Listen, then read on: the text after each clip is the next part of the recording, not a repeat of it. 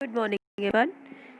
आज हम class 9th की जो आपकी वर्कशीट्स आ रही हैं इस वीक, उसी के टॉपिक्स एनिमल टिश्यूज़ के बारे में बात करेंगे। बायोलॉजी का आपका चैप्टर चल रहा है, चैप्टर 6 जो है tissues. So let's start. Before this a very important message for all of you. It is very very important to wear a mask, ना सिर्फ अपने आप के लिए बल्कि औरों के लिए भी। अगर आपको इन्फेक्शन है तो दूसरे बच जाएंगे आपसे, और अगर आपको नहीं है तो आप दूसरों से बच जाओगे। ठीक है, so wearing a mask is a must. तो आगे बढ़ते हैं। एनिमल टिश्यूज़ जो है हमारे, वो मेनली 4 टाइप्स के होते हैं। पहले एपिथेलियल टिश्यू, दूसरा मस्कुलर टिश्यू, तीसरा कनेक्टिव टिश्यू, और चौथा nervous tissue. In this video मैं आपको पहले 3 टाइप्स के बारे में बताऊंगी। ठीक है, लेट्स स्टार्ट। ये एक collective information about the different types of epithelial tissue, एक कंपैरेटिव अकाउंट है जिसमें लोकेशन, स्ट्रक्चर और फंक्शन के अकॉर्डिंग दिया हुआ है। मैं एक्सप्लेन इसमें से नहीं करूँगी, आप बस इसका स्क्रीनशॉट ले सकते हैं। वैसे आपकी सपोर्ट मटेरियल में भी बहुत अच्छा एक्सप्लेनेशन दिया हुआ है, so you can use that for your studies. So, the first type of epithelial tissue is squamous epithelium and stratified squamous epithelial tissue. Location क्या है?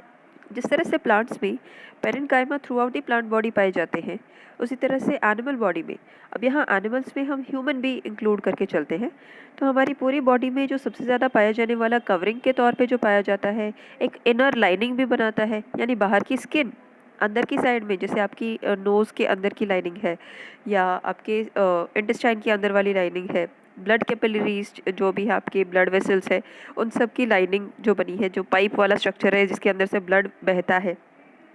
लंग्स के अंदर एल्वियोलाई होते हैं, माउथ के अंदर की साइड आपकी स्किन, ये सारी की सारी स्क्वामस एपिथेलियम से बनी हुई है। जो पहला डायग्राम आप देख रहे हैं ऊपर वाला, ये squamous epithelium simple squamous epithelium का है।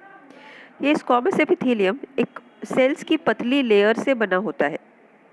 ये पतली सी लेयर सिंगल सेल की मोटाई जितनी होती है, जो आप मान सकते हो कि आप ओपन आई से भी नहीं देख सकते, इतनी पतली होगी।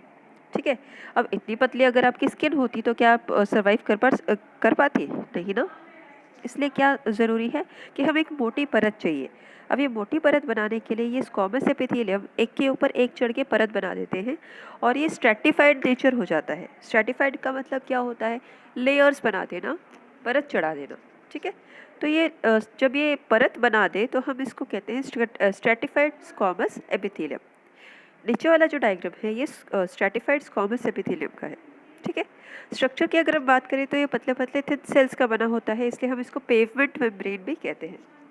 अब पेवमेंट का मतलब क्या है?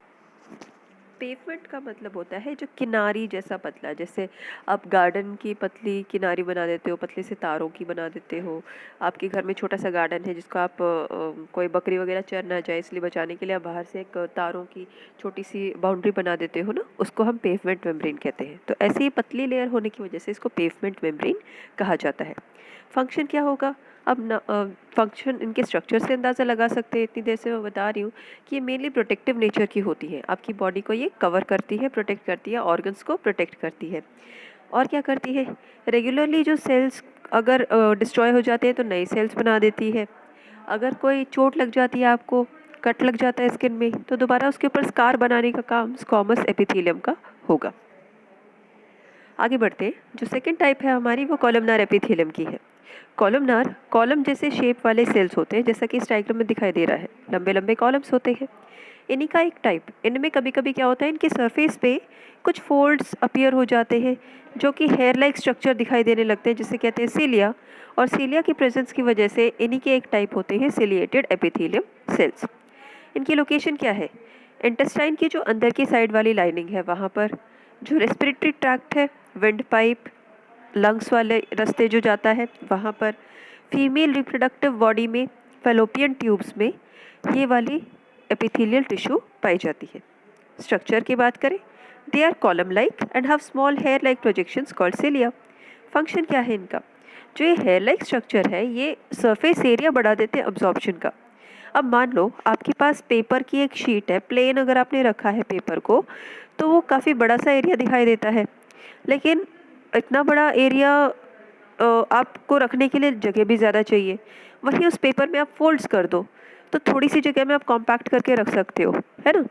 आपकी बॉडी के अंदर करीब 2 मीटर लंबी जो है इंटेस्टाइन होती है।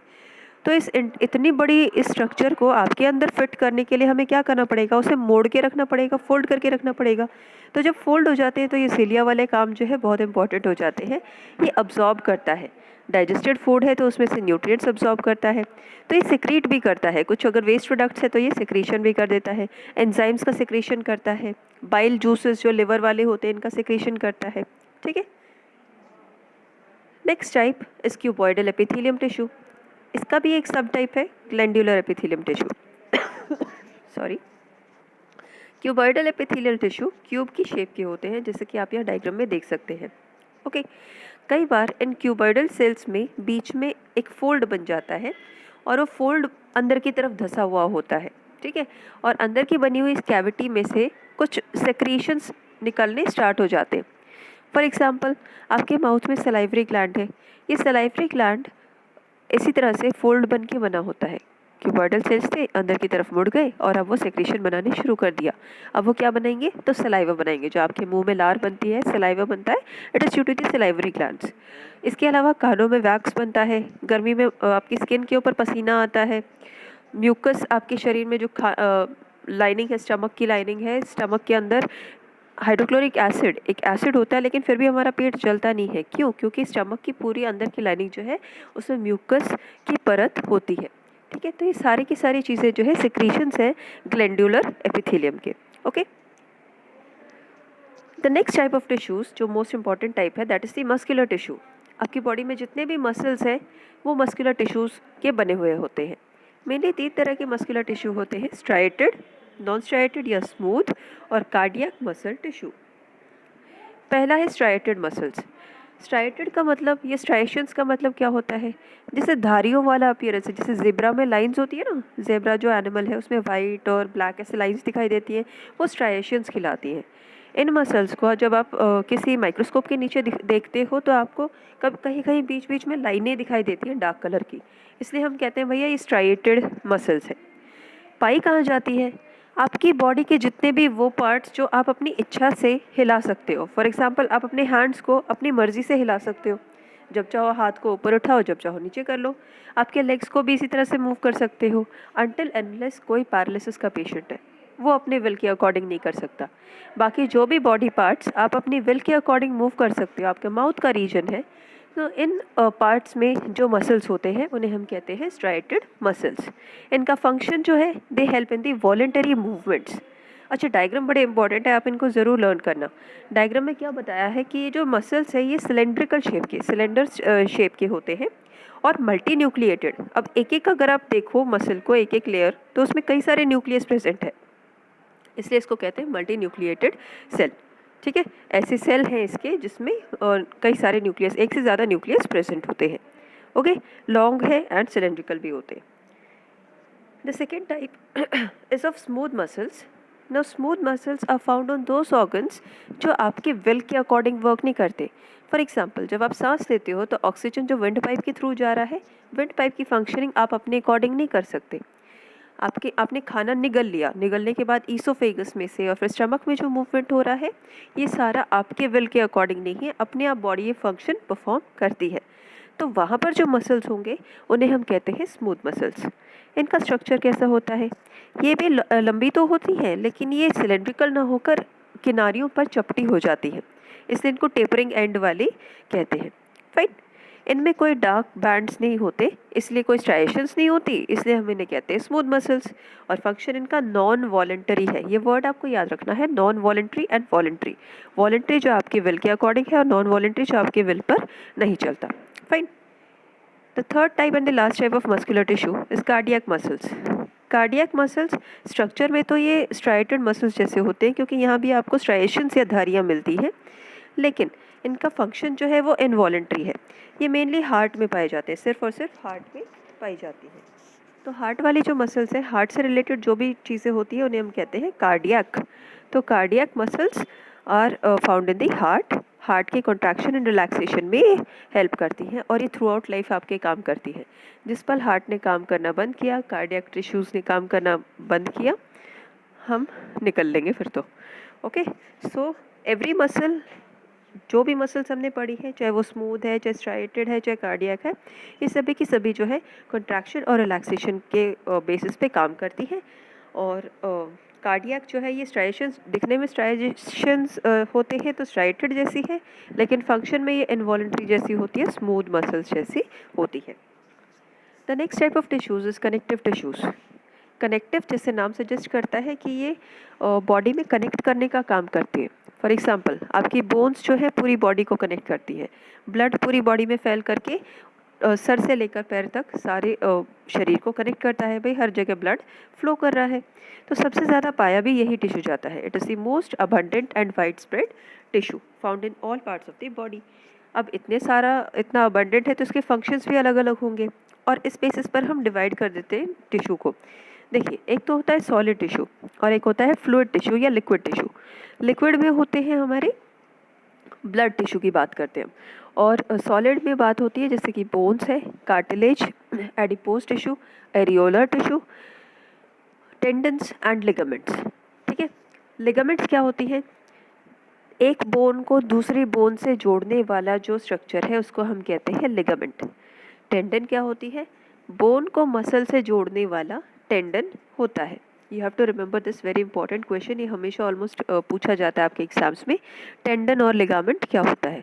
तो लिगामेंट बोन को बोन से कनेक्ट करता है, और टेंडन जो है वो लिगामेंट को बोन को मसल से कनेक्ट करता है। स्ट्रक्चर वाइज इसे पढ़ते हैं हम। सबसे पहले loose connective tissue. Loose connective tissue में दो टाइप्स होते हैं, एरियोलर टिश्यू और एडिपोज टिश्यू। एरियोलर टिश्यू जो होता है ये मेनली आपके इम्यून सिस्टम में काफ़ी इंपॉर्टेंट रोल प्ले करता है, क्योंकि यहाँ पर मास्ट सेल्स, मैक्रोफेजेस, फाइब्रोब्लास्ट और कोलाजन फाइबर्स। फाइब्रोब्लास्ट और कोलाजन जो है ये प्रोटीन्स होते हैं। मास्ट सेल्स और मैक्रोफेजेस जो है ये इम्यून सिस्टम के बड़े ही इंपॉर्टेंट सेल्स होते हैं। ओके, एडिपोज टिश्यू जो है साइड में बी वाला जो डायग्राम है ऊपर, ये एडिपोज टिश्यू आपकी बॉडी में फैट स्टोरेज का काम करते हैं। ठीक है, सेकेंड टाइप आ जाओ, नीचे वाला बीच वाला जो डायग्राम है इसमें 3 तरह के दिखा रखे हैं। ए वाला जो है वो एक कार्टिलेज का स्ट्रक्चर है। कार्टिलेज टिश्यू के सेल्स को हम कहते हैं कॉन्ड्रोसाइट्स। देखिए यहाँ पे लिखा हुआ है कॉन्ड्रोसाइट्स। बी वाले में बोन्स दिखा रखे हैं, और बोन्स के सेल्स को हम कहते हैं ओस्टियोसाइट्स। थर्ड टाइप जो है ब्लड टिश्यू है, और ब्लड के सेल्स कौन से होते हैं आप लोगों क्लासेस में भी पढ़ चुके हो, आरबीसी, डब्ल्यूबीसी, प्लेटलेट्स एटसेट्रा। जो सबसे नीचे हमने दिखा रखे हैं ये 2 डायग्राम है। लेफ्ट साइड वाले में आप देख सकते हो कि एक रेगुलर सा पैटर्न बना हुआ है, इसको कहते हैं डेंस रेगुलर टिश्यू, और जो राइट साइड में है वो इरेगुलर सा पैटर्न है, that is dense irregular tissue. Okay, अगर आप कुछ समझ नहीं आया हो तो आप अपनी बुक्स को ज़रूर रेफ़र करना, और क्लास ग्रुप्स में आप पूछ सकते हो अपनी टीचर से। ओके, वीडियो को दोबारा भी देख सकते हो। Thank you for today.